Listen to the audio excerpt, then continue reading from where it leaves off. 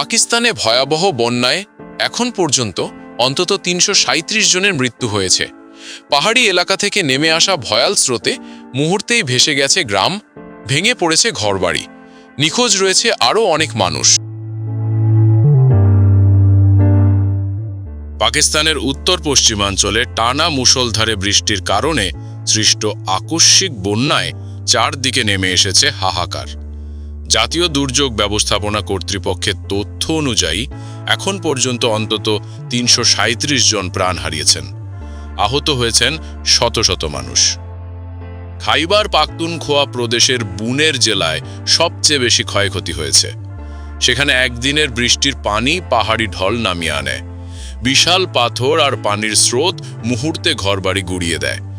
এই ঘটনায় শুধু ওই এলাকাতেই ৫৪ জনের লাশ উদ্ধার করেছে উদ্ধারকর্মীরা।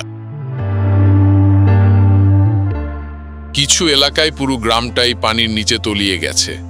বিয়ের অনুষ্ঠানে জড়ো হওয়া একটি পরিবারের ২৮ সদস্য একসাথে প্রাণ হারিয়েছেন। স্থানীয়দের অভিযোগ, সময় মতো কোনো সতর্কবার্তা দেওয়া হয়নি। মসজিদের মাইক থেকেও কোনো ঘোষণা আসেনি, ফলে মানুষ শেষ মুহূর্তে প্রাণ বাঁচাতে ঘর ছেড়ে পালাতে বাধ্য হয়েছে। সরকার অবশ্য বলছে, হঠাৎ প্রবল বর্ষণ ও পাহাড়ি ঢল নামায় সময়মতো সতর্কতা দেওয়া সম্ভব হয়নি।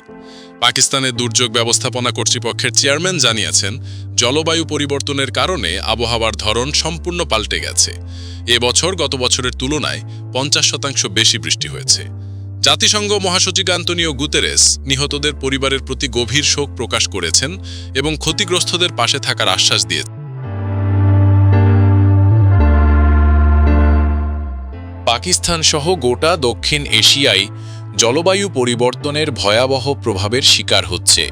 বিশেষজ্ঞরা বলছেন, যদি এখনই কার্যকর ব্যবস্থা নেওয়া না হয়, ভবিষ্যতে এরকম ভয়াবহ দুর্যোগ আরও ঘন ঘন ঘটবে।